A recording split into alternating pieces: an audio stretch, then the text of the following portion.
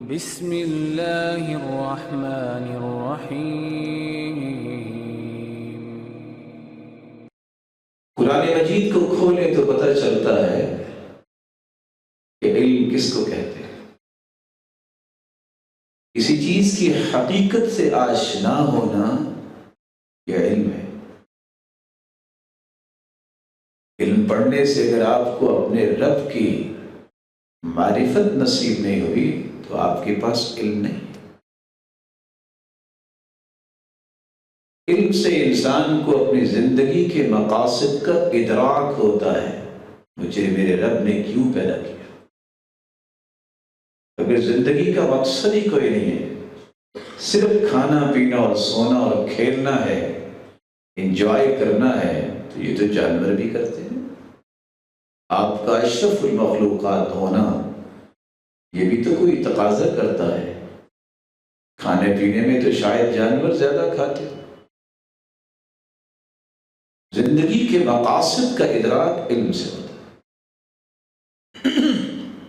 اس لیے اللہ عز و جل نے قرآن مجید میں فرمایا اولا يعلمون ان اللہ يعلم ما يسرون وما يعلنون۔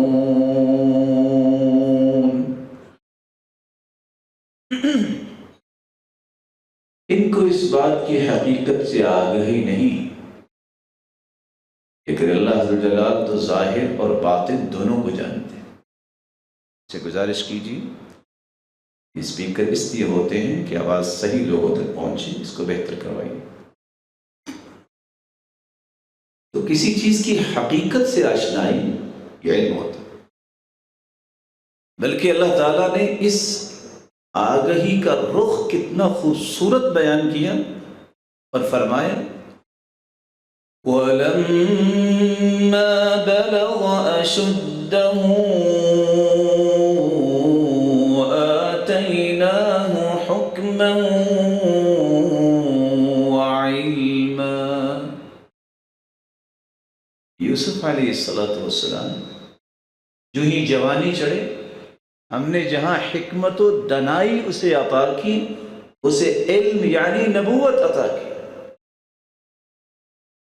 تو نبوت سے مراد یہ ہے کہ اللہ عز و جلال کی سب سے زیادہ معرفت حاصل کرنے والی شخصیت نبی ہوتا ہے۔ اس سے بڑھ کر کسی کے پاس علم نہیں ہوتا۔ اور اللہ تعالیٰ نے تیسری جگہ بھی فرمایا وَلَن تَرْضَىٰ عَنكَ الْيَهُودُ وَلَا النَّصَارَىٰ حَتَّىٰ تَتَّبِعَ مِلَّتَهُمْ قُلْ إِنَّ هُدَى اللَّهِ هُوَ الْهُدَىٰ وَلَئِنِ اتَّبَعْتَ أَهْوَاءَهُمْ بَعْدَ الَّذِي جَاءَكَ مِنَ الْعِلْمِ مَا لَكَ مِنَ اللَّهِ مِن وَلِيٍّ وَلَا نَصِيرٍ۔ آپ اگر کوشش کر سکتے ہیں تو کر لو، ساری زندگی آپ ایڑیاں رگڑتے رہ جاؤ، کبھی تم سے یہودی اور عیسائی راضی نہیں ہو جب تک تم یہودی اور عیسائی نہ بن جاؤ۔ وہ یہودی اور عیسائی اور مسلمانوں سے خوش ہو جائے، یہ نہیں ہو سکتا، یہ فیصلہ میرے رب نے کیا ہے، اس یہ ایک انسان کی سٹیٹمنٹ نہیں۔ وَلَئِنِ اتَّبَعْتَ أَهْوَاءَهُمْ، تمہارے پاس قرآن آیا ہے، علم آیا ہے، یا علماء بیان کرتے علم سے مراد قرآن ہے۔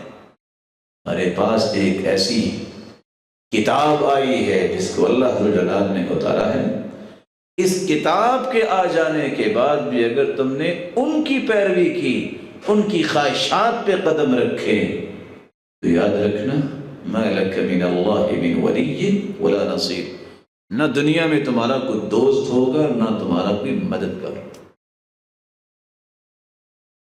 اللہ تعالیٰ نے ایک چوتھا راز بھی بیان کیا ہے کہ علم سے مراد صرف معرفت اور نبوت نہیں، قرآن ہی نہیں بلکہ علم سے مراد عقل بھی ہے، فضیلت بھی ہے۔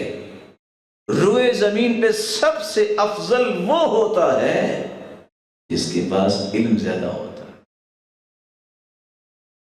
اسی لیے کہنے لگا قارون انما اوتیتہ علی علم عندی،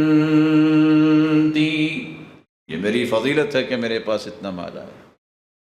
اللہ کے مال دیا تھا تو کس نے دیا تھا؟ یہ انسان کی خام خیالی ہے کہ میری 10 انگلیوں کی کمائی ہے، جن کے ہاتھ کٹے ہوتے ہیں وہ بھی روزانہ کھا کے سوتے ہیں۔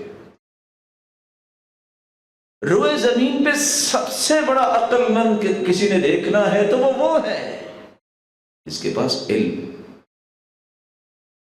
وَقَالَ الَّذِينَ أُوتُوا الْعِلْمَ وَيْلَكُمْ ثَوَابُ اللَّهِ خَيْرٌ۔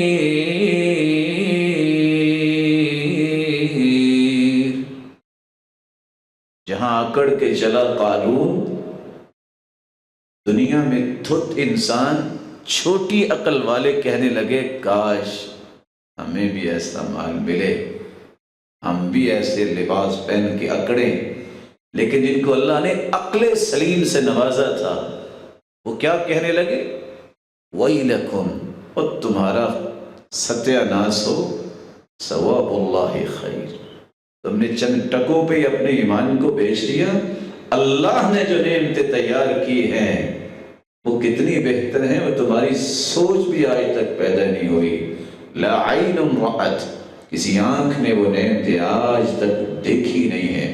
ولا اذن سمعت، کسی کان نے سنا ہی نہیں ہے۔ ولا خطر علی قلب بشر، آج تک کسی کے دل میں ان نعمتوں کا خیال تک نہیں۔ قرآن مجید نے ایک چھٹی بات بھی کہہ دی جو میرے اور آپ کے لیے بہت ضروری ہے سمجھنا۔ کسی اچھے اور برے انسان کی تمیز ہی علم سے ہوتی ہے۔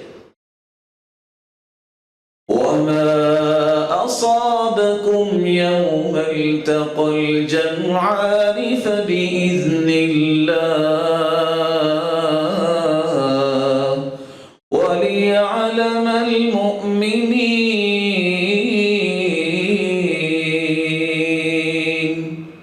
فیصلے تو اللہ تعالیٰ کی ہوتے ہیں، جب سے کائنات اللہ نے بنائی ہے اسی کے فیصلے نافذ ہوتے ہیں۔ لیکن جنگ کے میدان میں یہ جو نقصان ہوا ہے یہ اللہ کے فیصلے سے ہوا ہے۔ لیکن ایک بات یاد رکھنا، اللہ ذوالجلال تمیز کروانا چاہتے تھے اچھا کون ہے اور برا کون ہے، اللہ کے لیے کون زندہ ہے اور اپنی خواہشات کے پیچھے کون زندہ ہے۔ تمیز پیدا ہوتا ہے انسانیت کے اندر کہ کون اچھا ہے کون برا ہے، یہ علم کے ساتھ ہوتا ہے۔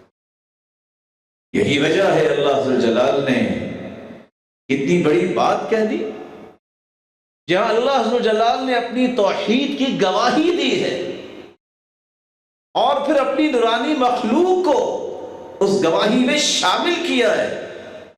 وہاں پوری کائنات میں سے کافروں کو الگ کر کے مومنوں کا نام، پھر مومنوں میں سے وہ جو علم والے ہیں، پھر علم والوں میں سے وہ جو عدل و انصاف پہ قائم رہنے والے ہیں، ان کی گواہی کو بھی اپنی گواہی کے ساتھ ذکر کیا۔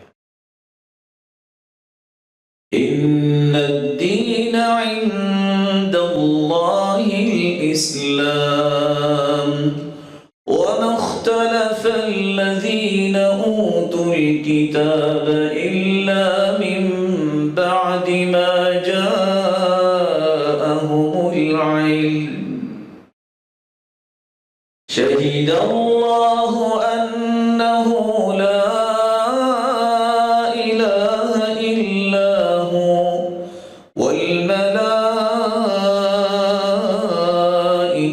وأولو العلم قائما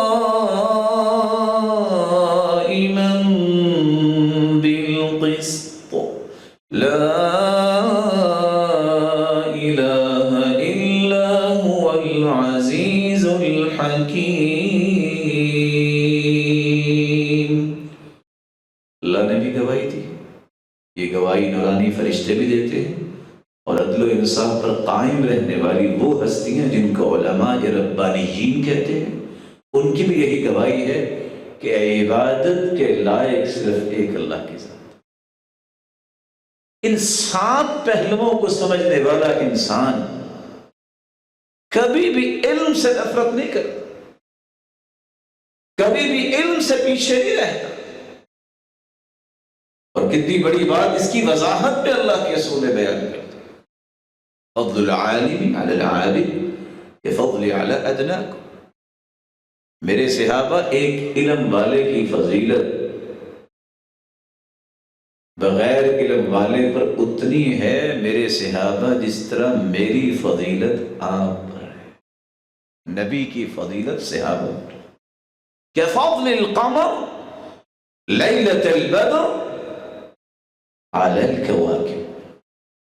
اسی طرح فضیلت ہے کہ 14ویں رات کا چاند ہو، اس کی فضیلت ستاروں پہ کتنی ہوتی ہے، اتنی ہی ایک عالم کی فضیلت ان لوگوں پر ہے جو عبادت گزار ہیں۔ عام لوگوں کی بات نہیں ہوئی، علی العابد، عبادت گزار پہ اتنی فضیلت ہے تو عام لوگوں پر کتنی فضیلت